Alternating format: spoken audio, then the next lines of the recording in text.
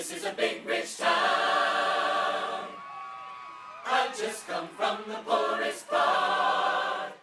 Bright lights, city lights, I gotta make it. This is where it goes down. I just happen to come apart.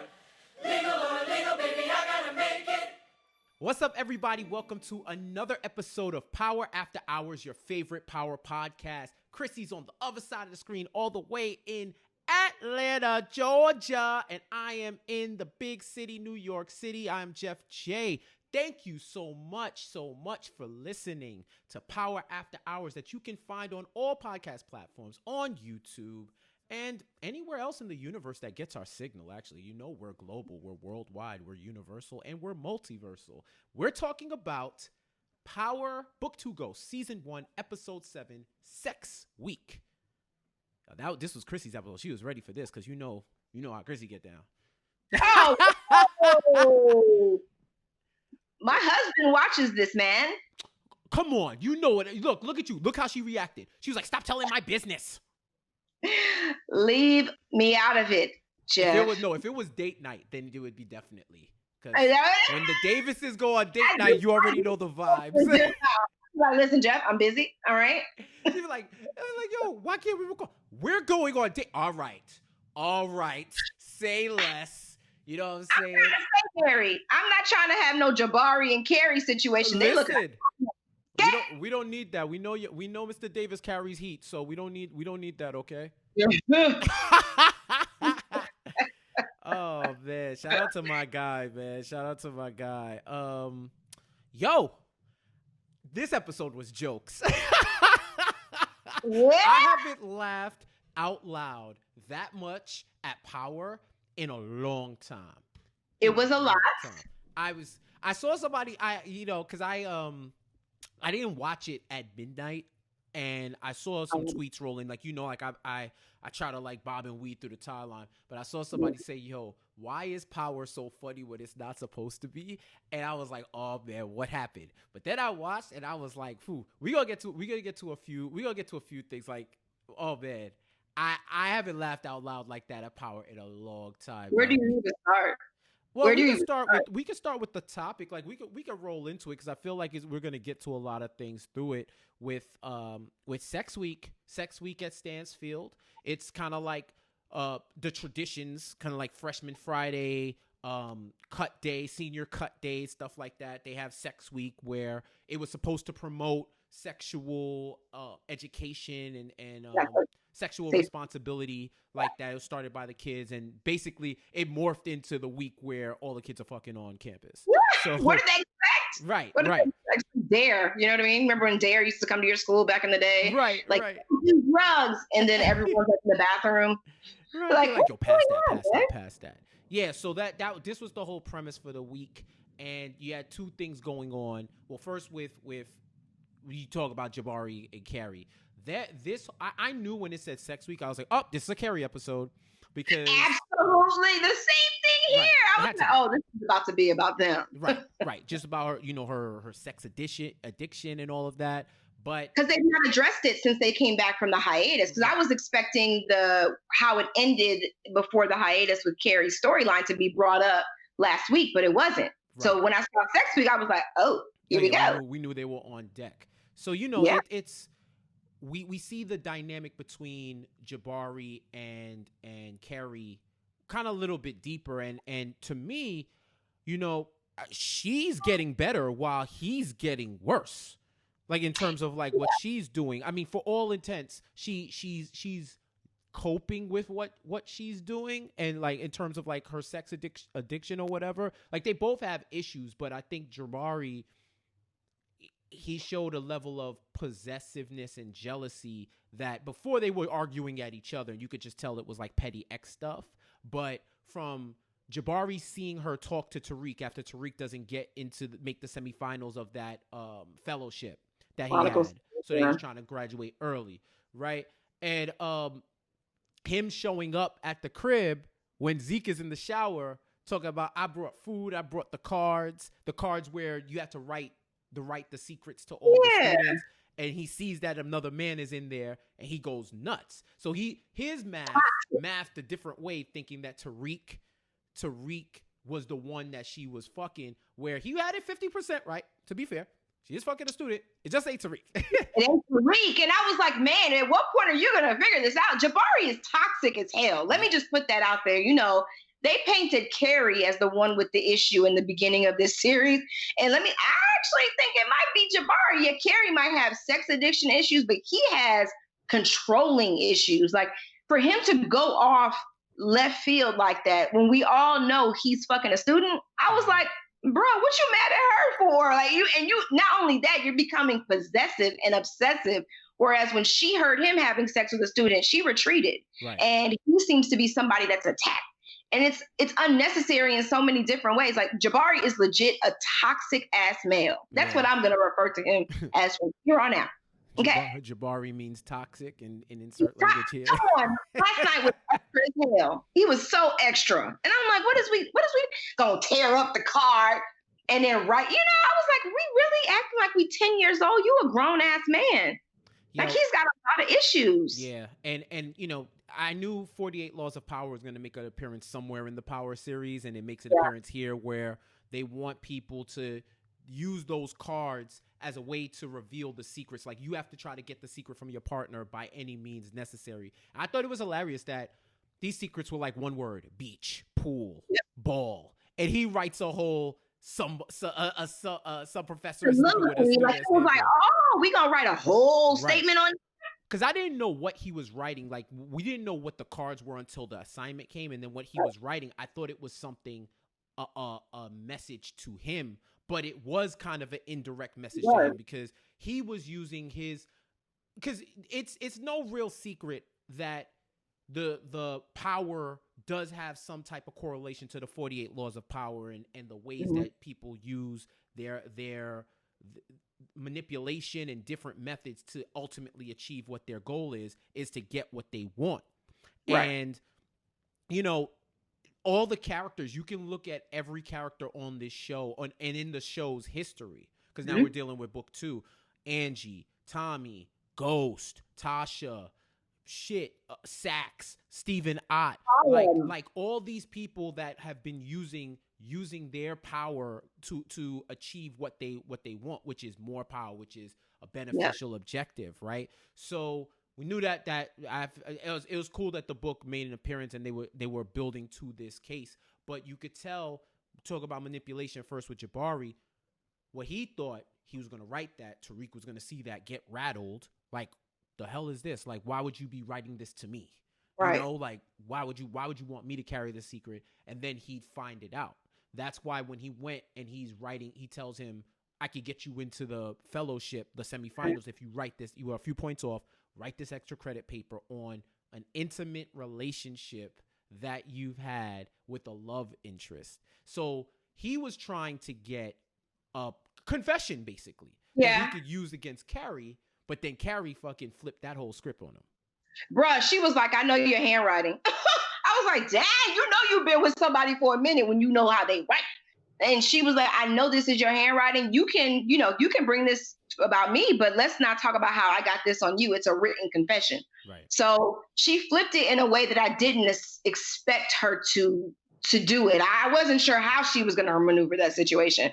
But just along the facts that Jabari has the balls enough to give Tariq this extra credit assignment, and he's using it for his own next book. That's the part that really pisses me off. Like, you're using Tariq's likeness and kindness and you're putting your name on it. Like, that's not cool with me. Right. And I'm wondering at some point I'm guessing it's going to have to be when the book comes out, that Tariq realizes that his work has been plagiarized. Like, he's not going to get the story that he wants, because obviously Tariq is not sleeping with Carrie. If it's going to be anything, it's going to be the story of him and Lauren, or the story of him and what's that other girl's name? Diana. So it's going to be, one of them, but it's not going to be the story he wants. And when he was like, I want details, I want the real thing, I'm like, you need to calm the fuck down. Like, he can't write, I guess, when he's not with Carrie. And maybe that's his writer's block, is Carrie. Yes. So I don't know. Carrie's like his muse. And without his muse, he's weak. he's feeble, and she knows he's that. incompetent, right? And yeah, she gets off on that for real, because you think about it with her addiction, it probably does cloud her judgment where Yeah. she's sleeping with a student, but we're not gonna act like at the college level that don't happen, and so I don't know to blame it on the addiction or just human lust, but he's doing the same thing. So it's like, who has the problem, or are we both looking at two sides of the same coin? So it's a big question to ask, and the fact that she told him, like, you want to try to out me, cool. I'm not sleeping with Tariq. She didn't even say that she was. I'm not sleeping with Tariq. That's the truth. Which is true. What's also the truth is you sleeping with that TA, and this is in your handwriting, so this is an admission. So I will blow your whole shit up if you don't stay out of my business. Straight up like that. So now all you had to do was stay outside of the house and see who came out. That's what I thought was gonna happen. That's what I thought was gonna happen, and that would have been nuts. Stake the house out. You could have easily found out it was Zeke, and now we see that the relationship with Zeke has gone beyond like sex in a restaurant bathroom. Like these two are actually having for Zeke conversations. Right. Zeke wants to introduce her to to his aunt Monet, which is huge, as we all know. Like, we know Monet's not going to be okay with that. Right. We know that. And I think that Carrie also knows that. It's a situation where she's still his teacher, his professor, and it's not going to look good. She would get fired. I believe she would get fired for that. Quickly. It wouldn't be, it's not like when the teachers sleep with the high school students and they get caught for, what is it, like statutory rape? Statutory, like these are really both adults. They're consenting adults. Consenting adults, but it's just an improper, relationship. It's similar to what companies do, HR departments, if you're dating somebody that you work with, and let's say you're my manager. Like if you're like a associate and you dating your manager, right? There's a conflict of conflict of interest there, and a conflict of power, because one, you could show a type of nepotism or favoritism to that person to help them excel, and there could be a perception. It don't got to be real, but there could be a perception that that's going on. On the other hand, it could be a form of sexual harassment if you're using coercion to get work done, because it may be seen as like a quid pro quo. Like you'll get this position if you sleep with me type shit. I bet it's in their contract though. How much you want to bet it's in their contract that they can't be sleeping with the students? Like, I'm sure she definitely would get fired if it came out, and 100%. It would be frowned upon big time. So I do love that she's keeping him under control in that realm, but I don't know how long that's gonna last. Like, Zeke is in love. You can see it. He is in love with her. Carrie is not. Yeah, I definitely think it's, but I don't know, because I feel like when she was talking to him, it was more of the rational side. It wasn't the, oh, we can't tell anybody. It was it's not going to be looked upon right. I don't know if there's more in it for her, but it seems like she kind of likes Zeke too. I mean, yeah, but like, let's keep it real. Like, they jumped off in a restaurant bathroom out of nowhere when she didn't want to do it, and now they've proceeded to him going to her crib, and she's just like, yo, I'm pleasing myself, but I ain't gonna lose my job over you. Yeah, I'm not gonna lose my job. On top of that, she's looking out for him. You're trying to get to the league. You think a scandal like this is going to help you get drafted? You're not even playing. How about that? You got to get on the court, bro. That's what she said. She's like, one of us has a job to get to. Right. I was like, damn, you hit him right where it hurts. I mean, I'm trying to detect the lie. I can't find it. I cannot find the lie, So yeah, so you could tell. I think she has more of a handle on what's going on. But I will say she's in a worse position than Jabari, because you could tell the Jabari thing is just like, you don't see the woman, his TA getting attached, right? Yeah. So we don't know what that situation is, but you could see with her the progression. So she's in a more risk-filled position than he is. Yeah.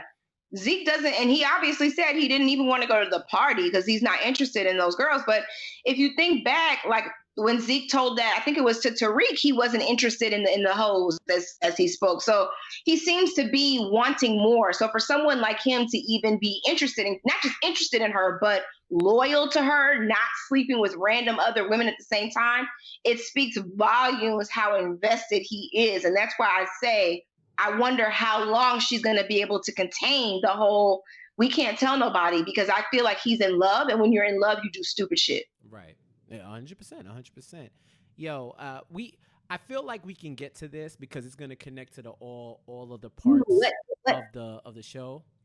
Yo, my man Tariq St. Patrick is fed up with the entire cast of Power and cursed everyone out this episode. Smooth out this episode. Like, yo, I've never seen someone. It felt like he was like us that's been seeing this shit go on for the whole episode. It's like, yo, what the fuck?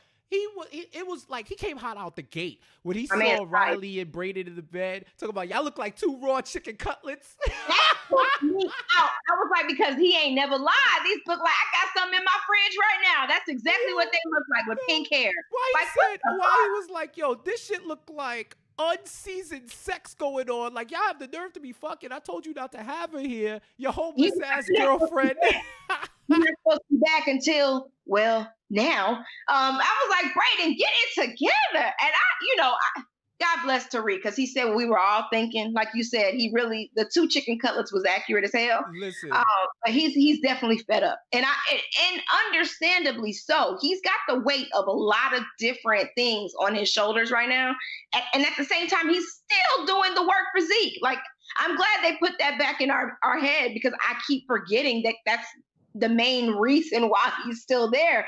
He has to do Zeke's work. How he's able to do his own Zeke, this drug game with Monet, this app, like, because now we got Simon Stern's man back in the picture last night. So there's a lot of moving pieces, and how he's able to keep up with it is beyond me.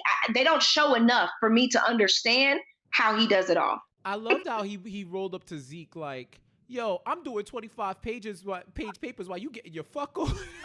Like, bro, you have to meet me halfway for this bullshit. What we doing? Understand that when that man has been holding this shit in for 6 episodes, and he let all of that shit out, bro. I've been doing all this work, and you can't come get it?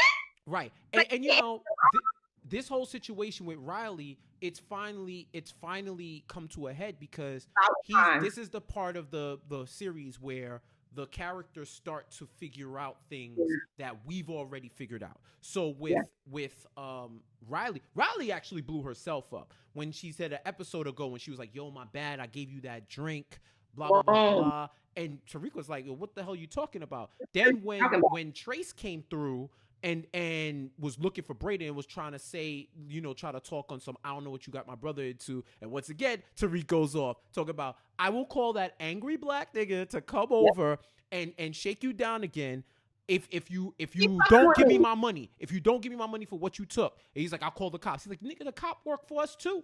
So what you trying to do? Like, yo, at this point, he's like, once you know what he does, he drops the facade.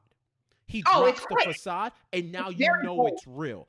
And that's when Trace is like, I know that what you was doing with my brother's girlfriend.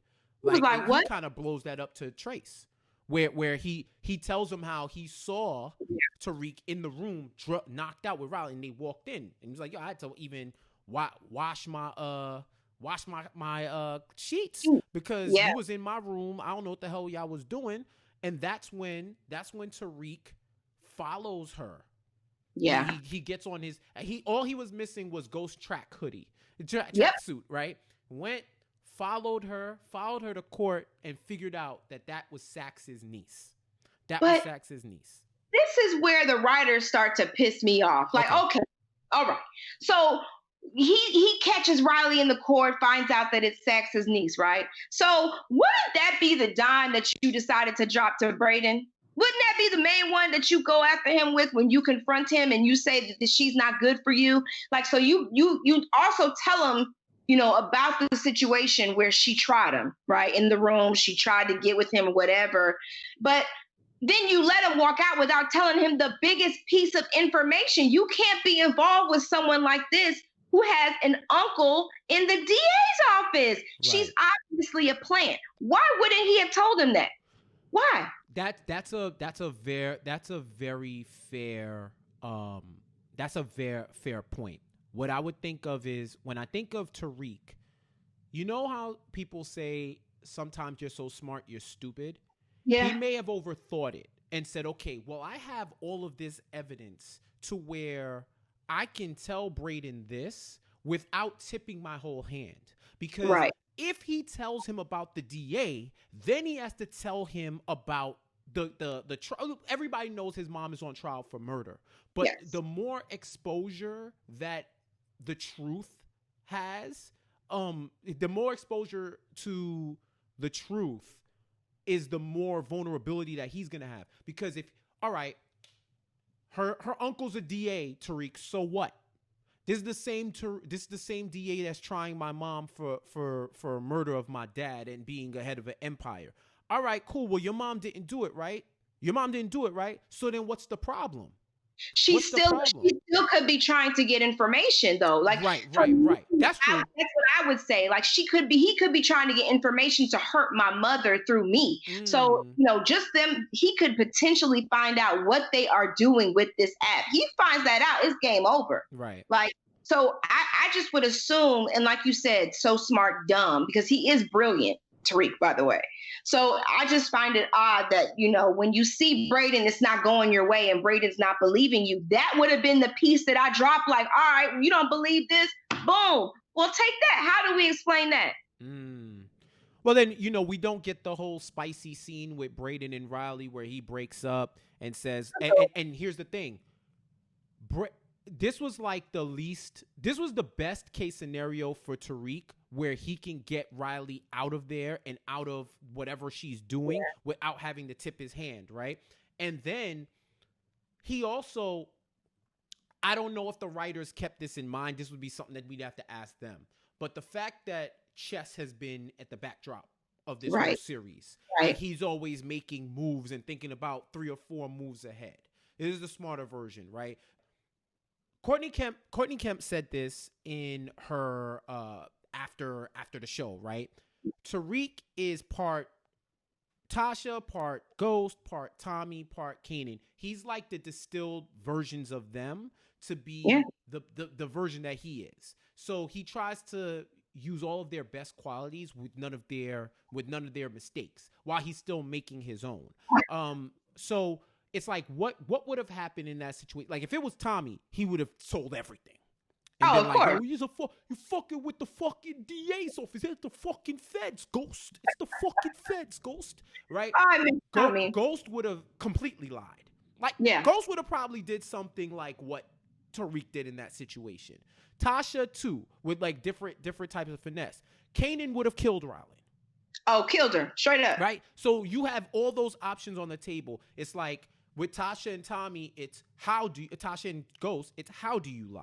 With Tommy, it's I'm gonna tell you everything because we're involved in this thing. So once we're involved, you gotta know everything. And Kanan is like the nuclear option all times. So he chose to tell this lie, also knowing that he had enough evidence that to make this story real, because the older brother, who he don't fuck with like that, so there's no reason for them to collude on this. The older brother is who's perpetuating the story, right? True. That's one.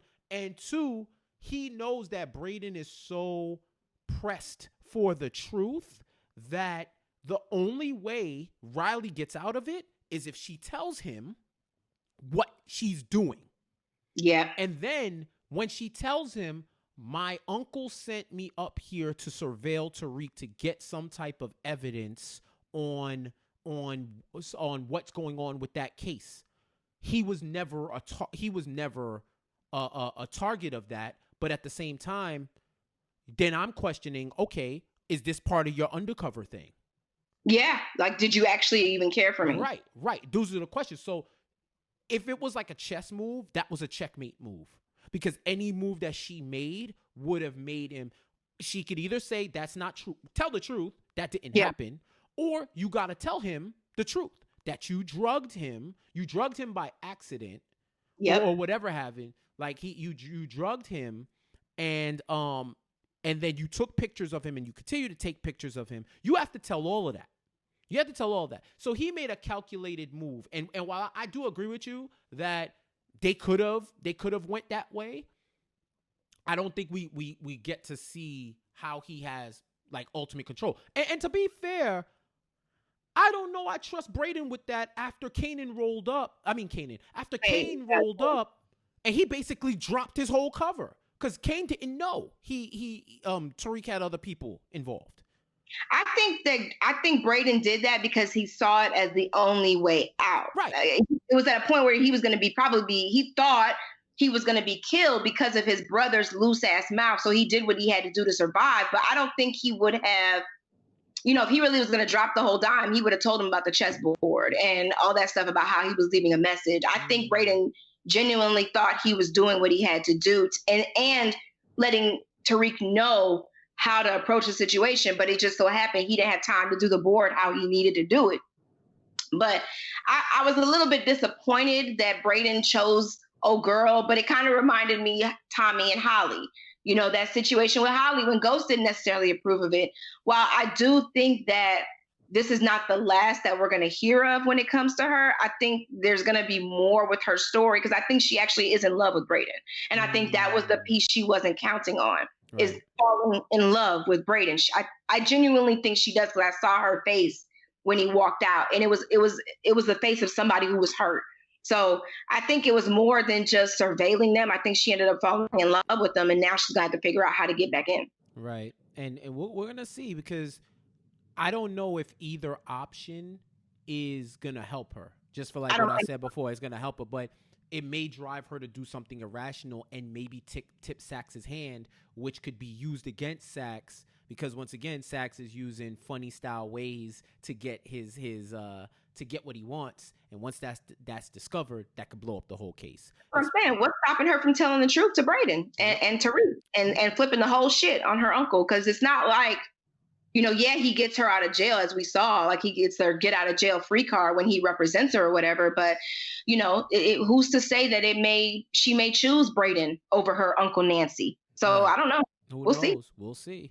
And speaking of Uncle Nancy and Davis MacLean and this whole internal battle for their external deception, right? Where they're fed up at each other because they feel like which is true, which each one of them are going different ways in order to try to put on this theater that they're going after Tasha and trying to save Tasha. So they finally, Saxe is upset because of the whole move with 2-Bit, right?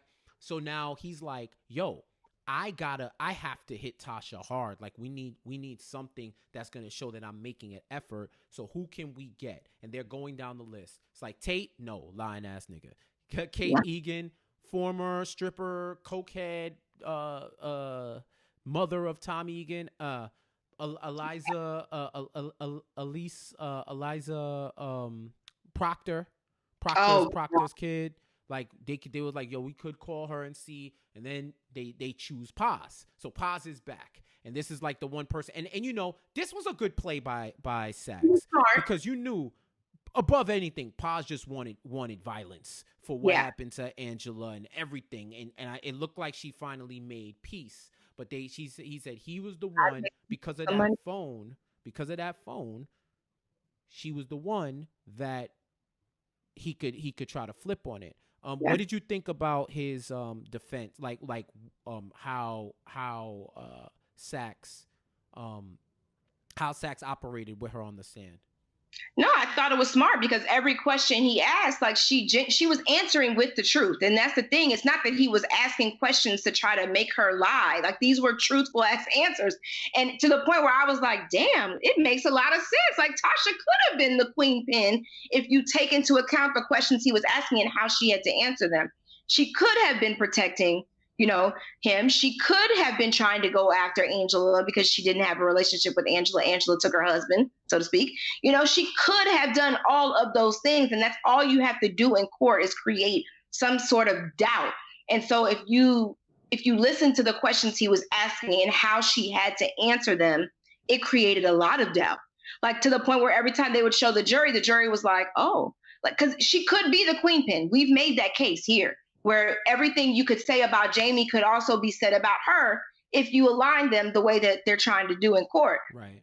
So I was with it. It was a really smart play by Saxe. For once, he did what he was supposed to do because he had General there behind him, right, making sure, watching his every move. But like MacLean said, don't fuck with me. Like, it's really that simple. Like, he came and he shut all of that down. He's really good at listening to the tactic and figuring out how to dismantle it. Right. So I enjoyed that part of it, but it was a very smart move by Saxe. So I wasn't sure how MacLean was going to get out of that at all. Well, that was because it wasn't part of the plan. Like, he was just going to ask those surface level questions and give it up. But I kept like pressuring him to keep going. And then he makes that connection. Like, who told you that Tommy killed Angie? Tasha did. Smart. Tasha sent you over there. You went over there to confront him because when he told you that, and then that's when Tommy dipped, right? And it's like, okay, she probably knew that he dipped. She's the one who lost everything just like you did, or whatever the case may be. And how can you not know? How do you know? Isn't it likely? Like that, those are those type of questions. Like, isn't it likely that she could have been the one running it all behind, that she could have killed Angela, that she could have had Tommy do it and then set it up so that it made it look like she was helping you? So then that cross-examination was key because MacLean was like, yo, where'd you get the money for that nail? And it was funny when he was like, you opened a nail shop. Where did you get the funds for it? And when he said the nail shop, I was like, where'd you get the money? Like, I screamed it out, like, where'd you get the money for that? And he was like, yeah, the St. Patrick estate. So you got money from the St. Patrick estate. So now you telling us that first it was Ghost, then it was Tommy, now it's Tasha. Like, which one is it? Like, did she pay you? Did she pay you to say this? No. Okay, then why'd you take the inheritance? Like, it's those things. And it's like, do you know for a fact that she is the queen pin? Like, do you know that? No. That's it. Right? And he even flipped out afterwards because they said they got both put. MacLean's was more by design. Saxe was more by pressure. Yep. External pressure. But they both kind of fucked each other over. And now they're going to go after, I think, Destiny or Epiphany. Or they're going to go after her next to see, like, somebody who can nail Tariq. But the thing I found interesting about Paz is one of those people, and Cordia said this on the after show, or on her comments after the show, and where it's like she knows. She's not dumb. Like, she's using it, and Saxe tried to make it seem like, yo, he tried to use you as a useful idiot to cover up her tracks. But she's not dumb. Like, she kind of put everything together and was like, okay, and they had that talk at the jail. Like, she's like, yo, I didn't do it. Which I like about her going to Tasha after the fact, because she didn't have to do that either. But there's a lot about the trust that Paz actually has in Tasha for her to go to her after. And she even said it, and it's something that I didn't realize, but we're, once again, the characters are finding out secrets that we knew that they didn't know. She lets Tasha know, I was at Truth that night and I went back. You also have a choice to get out of the life, because she also figured, she was like, she was like, I was at Truth that night. He's like, I didn't kill Ghost. Like, but you know who did. So you have a chance to get out, and you may want to choose yourself. So in other words, you should give up who actually did it to save yourself, which goes back to Tariq. And it's crazy how all of these things, Tariq is now the main target of a lot of people. So it's even with his Saxe and MacLean, even with his mom to an extent, because that planted the seed, like, yo, should you think about yourself in this? Then you have Stern's husband, who's like, yo, you got to move this product. You got like 30 unsatisfied packages or purchases or whatever, unfulfilled purchases. Like, you got to do that. Why. Right. And he's trying to get the product from Monet, and they're still trying to repair that relationship between Monet and Kane. And you see the power struggle between Lorenzo and Monet, where they're having the discussion about how do you properly solve situations like with Kane. Yeah. And we've seen it play out with Ramirez and now with Lorenzo, where they say like, yo, you're a woman. Like, there's certain ways that we got to handle kids like Kane. He said he handled it how he knew best, which was beating his ass, getting his ass beaten, saying, don't touch my wife. But Monet is like, yo, I'm out here with him every day. I know how that's going to really react. Like, you can't do that. That's why Kane dips. That's why Kane doesn't come home. That's why Kane, in one of the most fucked up and funniest scenes I've seen, robs a church and robs them clean for their money. Yo, what the fuck was that? Yo, listen, man. They knew where everything was going back. And I like it. He's like, yo, my son, yo, I ain't your son. Give me the money. Straight up whacked him with the gun. Like, he was like, shut up. Like, the man was just talking too much.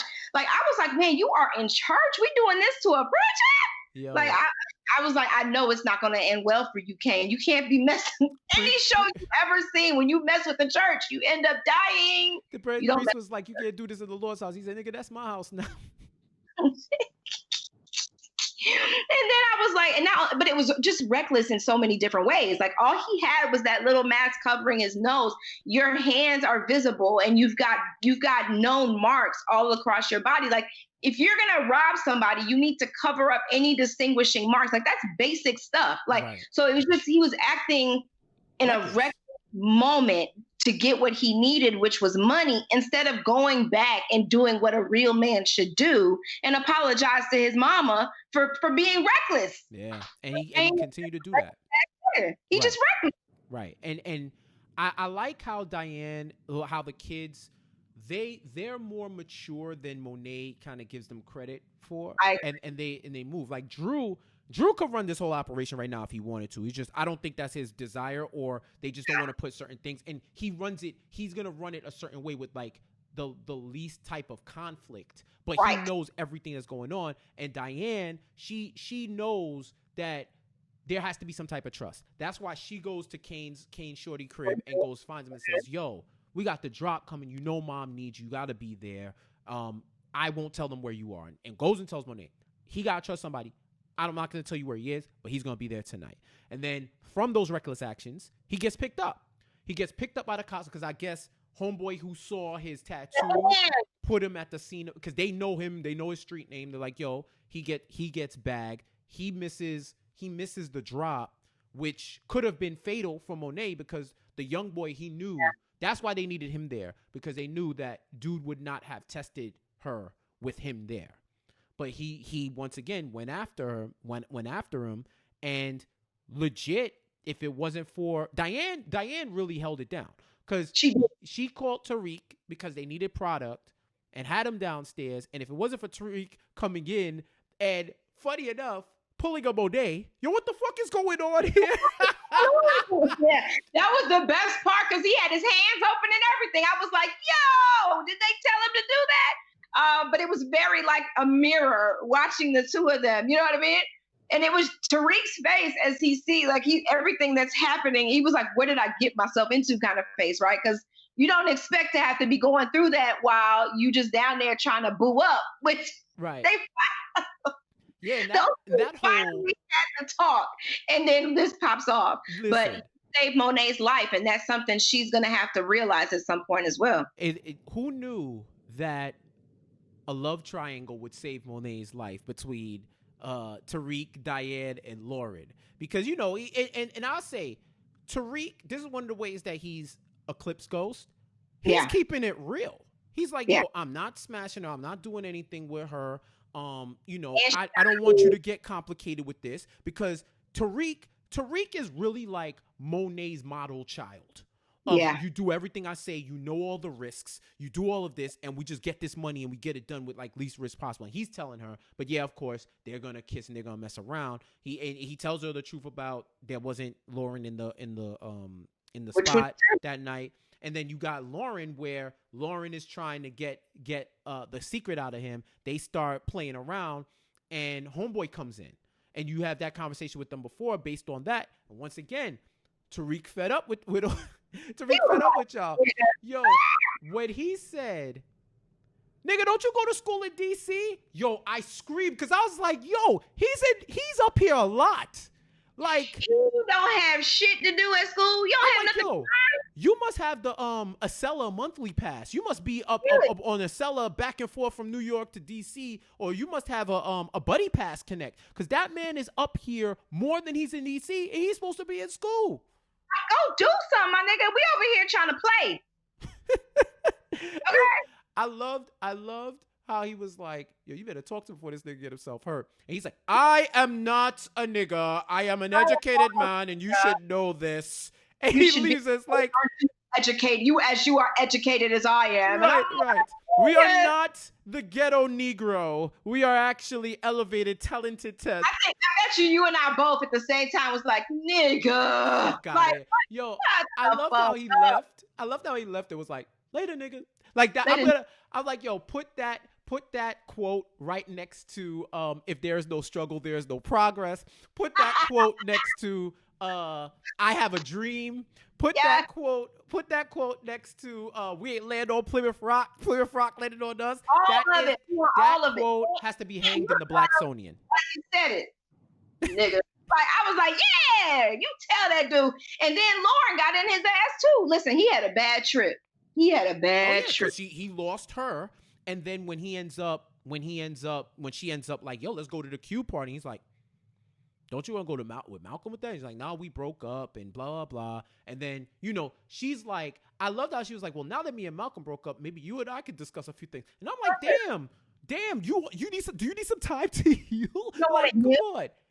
And right back into it. In her defense, I think that was more of her parents. It was kind of like an arranged type marriage almost. Right. It had to work because her parents said it had to work. Mm-hmm. Like, she's probably been unhappy for a very long time. And Tariq is probably the only sense of sunshine that she gets. So in her mind, she's like, let's move on. But Tariq is like, but hold on, this nigga was just in your room. Like, can we discuss that first? Right. Also, Tariq had blood on her shirt. Right, so, not to mention that. So that was partly, it's probably a lot of realism mixed with, I don't want you to see all this blood on the shirt. I don't think she wasn't there about, the secret. I really don't. I think she was genuinely there because she really likes Tariq. Like, we know that. We can tell. And I don't think it had anything to do about that. But Tariq knew he had to say something to get her out because she can't take off his jacket. There's blood everywhere. Right. And once again, Monet was lucky that he was there because he was able to. It was funny because when it happened, and then she's like, Diane comes up and she's like, Tariq, what the fuck you doing here? Then Diane comes up and like, oh, I get it. He's like, no, it wasn't like that. Tariq can help, blah blah blah. And then he's like, yo, I take care of this. She was like, Drew needs somebody to he's like, where's Drew? Drew's out. You gotta get rid of this. And he's like, yo, I'll do it. Like, I can do it before, like, and she's like, all right, cool, bet. And I thought that scene with him and Drew when they were setting it up like a robbery, and he was like, yo, go ahead, I'll do it. And he's like, come on, you ever shoot one of these like this before? And he hesitated because he killed Ray Ray and killed Ghost with the gun. But he's just like, all right, yo, you're right. Because Drew is a great judge of character. Very good. He's a great judge of character, so he knows. Yeah. He knows. So he's like, yo, you do this. And you could see, even with all the stuff, like he sees the blood on him from Homeboy. Then when Drew sets up the thing and shoots through the windshield, he gets some of the blood from the headshot on him. And it's like, might be a little PTSD. Yeah. It's just like, oh, because remember, he's not really trying to kill people, but he's seen so much death that it still rattles him. Her died too. You know what I mean? Like, 100%. That death was pretty traumatic for him. So I think Drew, he kind of sensed the faces he was making, the way he was looking down, kind of freezing in the moment. And Drew, for as many times as we've called him, I guess the weaker of the two between him and Kane, he stepped up in a way that I didn't expect. He definitely showed that he could run the business if he had to. Mm-hmm. I don't think that's what he wants, though, and I think that's where the problem comes in. But he's very level-headed. Like, he knew exactly what to do. Like, he was like, "What am I holding him for?" And Right. Drew had to tell him, "So I can shoot him through the windshield. So hold him still." So yeah, Drew showed himself well at that point. Right. I wonder how to be if he ever takes over. But Tariq was not ready. Well, we don't know. He might have to find out soon, because the way it's looking, Kane and Ramirez are gonna try to team up to get Tariq out of there. Because, you know, first of all, Kane just gave away the whole secret to this dude, to a cop. Because at the end of the day, he's still a cop. Right. Like, at the end of the day, he's still a cop. So he's giving away all this info. But, you know, he did make a compelling case. Like, yo, she don't want me in this. If she don't need me, you think she gonna need you? She got this kid selling the product up at Stansfield.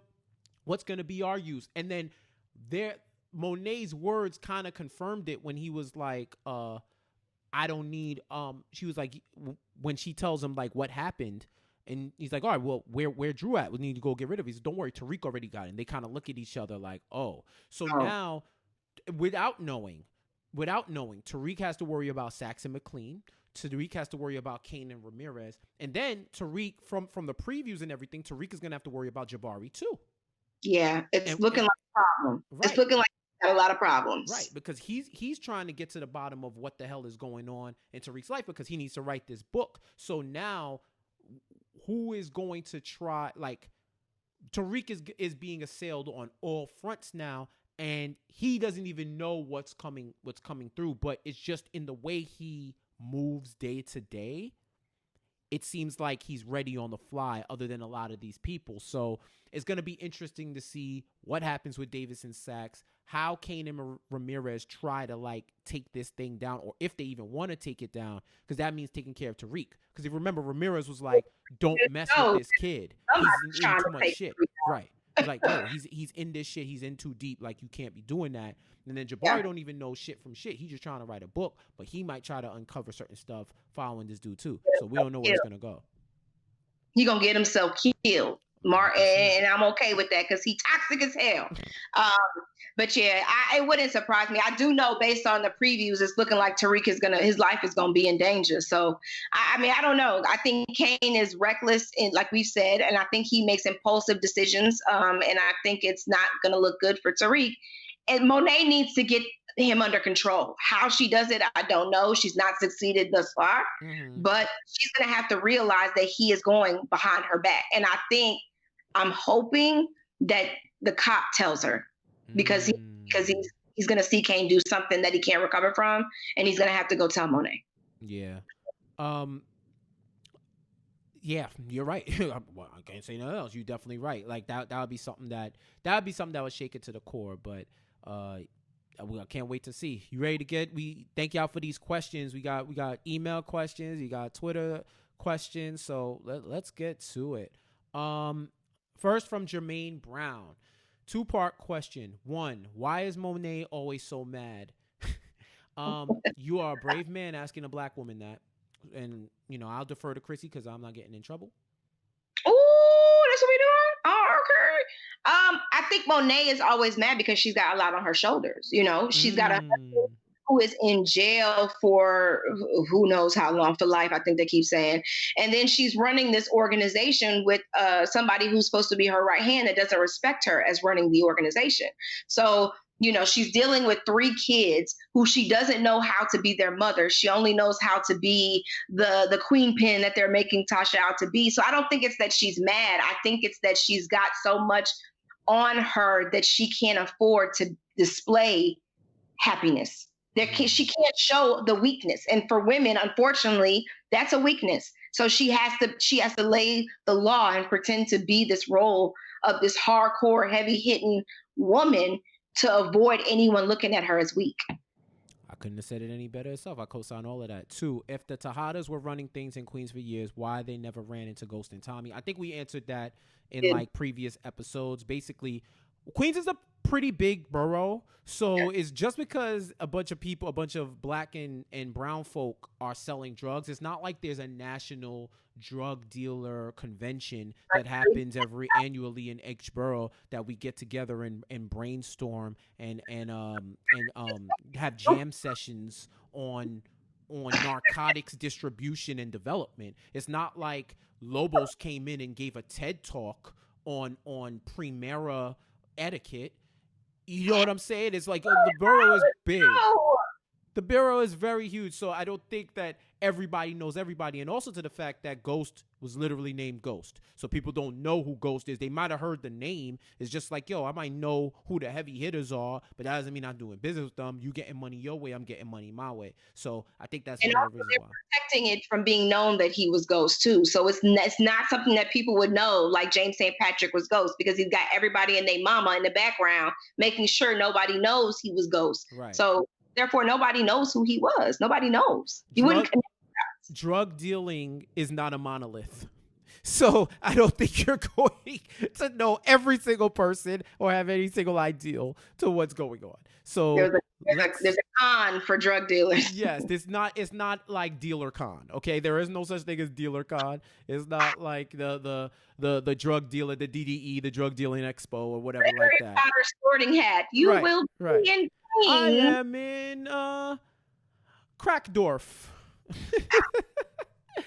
All right, let's get to Tamnisha Harris. She actually got this in for episode 6, but we could touch back for a second. Topics to explore: Kane and Son. Like I believe Drew and Diana, but that's something that I've seen that's been floating a lot. That people think that Kane is Kane and Son.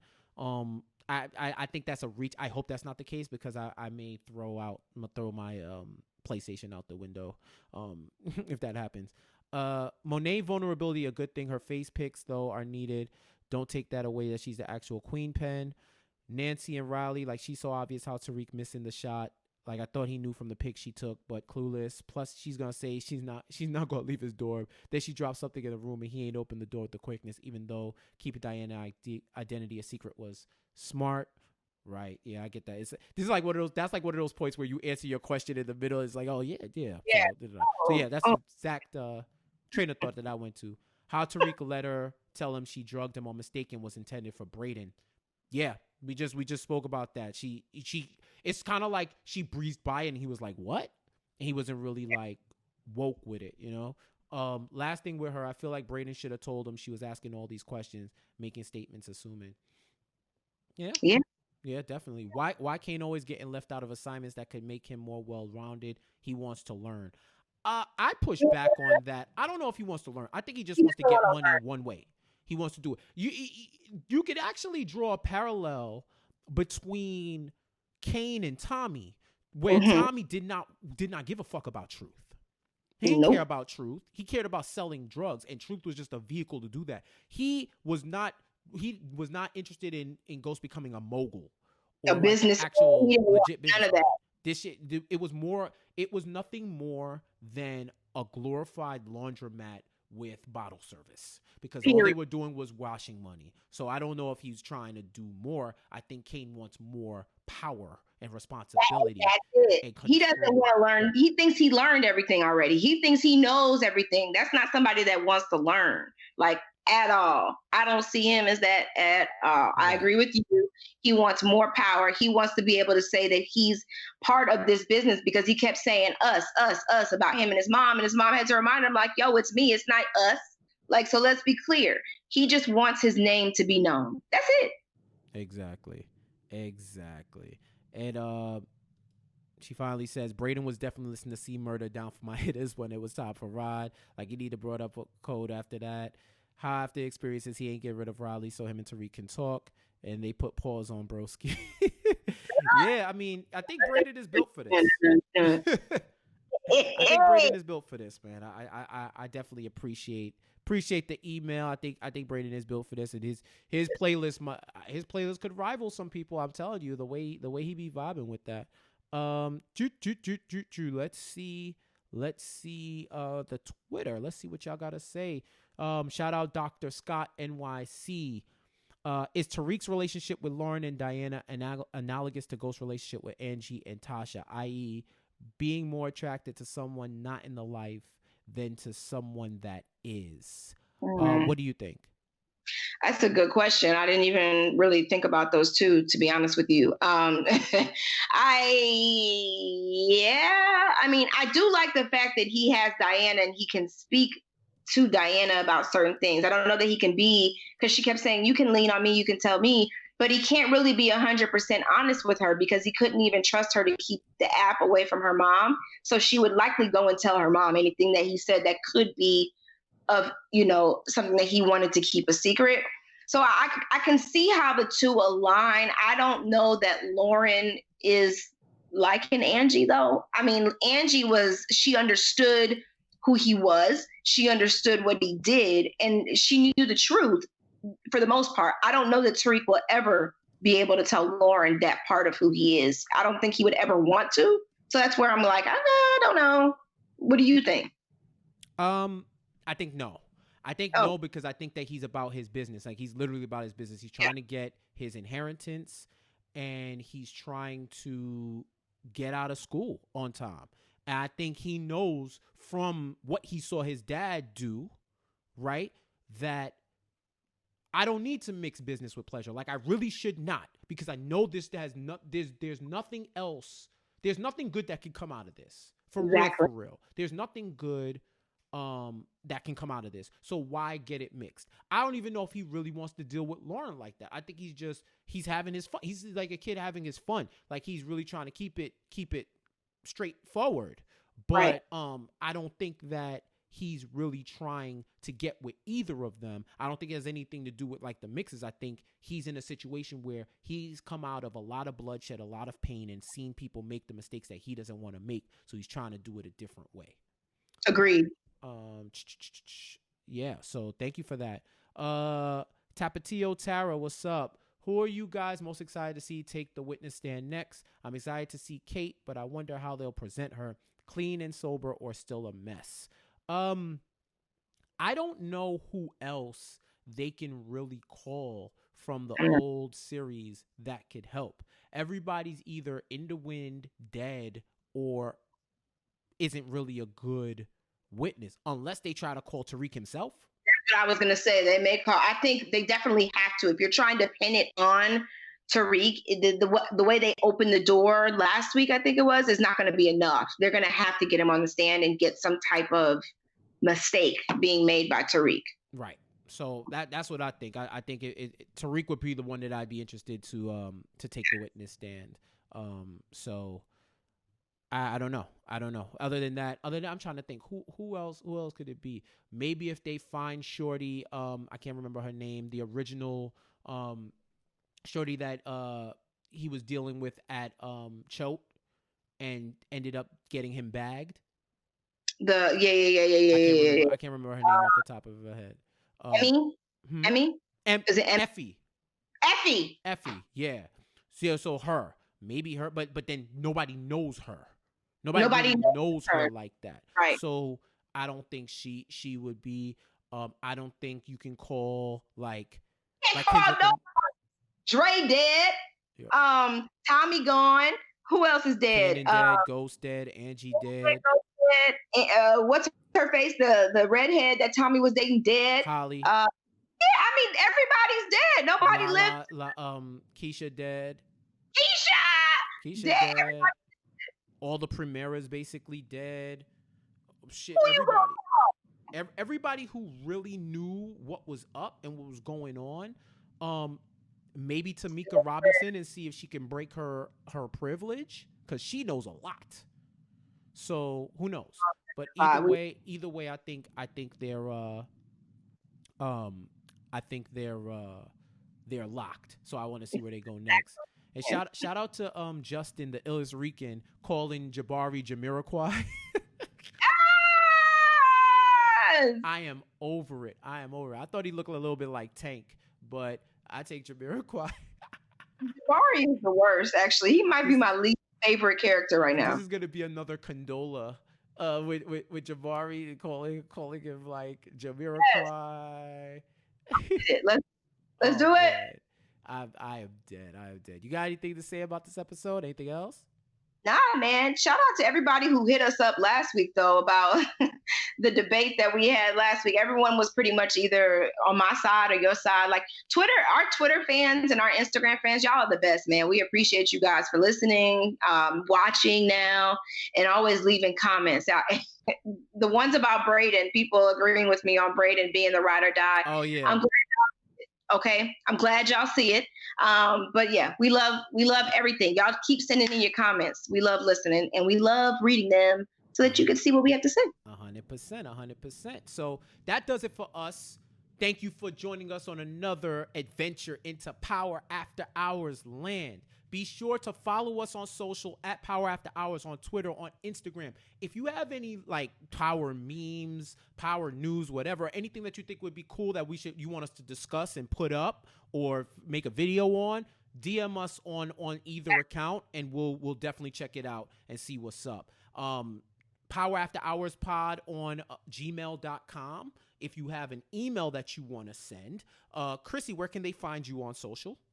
I am Krissy Bree everywhere. All right. And I am Jeff J. Says on all social media. And you can subscribe to this podcast wherever you listen to podcasts, and especially on YouTube. And special ask for everybody who listens to this pod. Give us a follow on YouTube, on the Power After Hours YouTube plays. Please give us a follow. It's the same quality that you get here, just seeing our lovely faces. And we're looking to do a lot of extra stuff like the Shane Johnson interview. We may do some YouTube only stuff, but we want to get the followers up so that we can get extra access and do the type of things, and to know that y'all want to see that video content, because it's not like we be hiring editors and whatnot. You know what I'm saying? Like it's work, and we love doing it. Jeff does a great job, y'all. All our stuff is done by Jeff, so y'all show him some love. This gonna be the last time I ever say anything like that. But Jeff. Well, this is why we have recordings, because I can play this in perpetuity and just do drops every time that she says it, so that I have it. Oh, I should probably put that as a drop. Please hang up. Yeah, so and Krissy's manning the socials, also doing a great job, always getting connect. Like the past loves her. Every time she posts, they hit her. That was respond to my stuff. I don't know how it happened. I don't know. Powerful chopped liver. That's what I am. But we definitely that's why we a team, baby. That's why we a team. But we thank you. We love y'all for the support and everything that y'all for the support, for listening, to liking, sharing, subscribing, and continuing the ride in the Power universe. So that does it for us. We will be back next week with episode 8, and we will check you later. Bye. I want you to sing it with me. They say this is a big rich town. Yeah. I just come from the poorest part. Right, nice city life. I gotta make it. This is where it goes.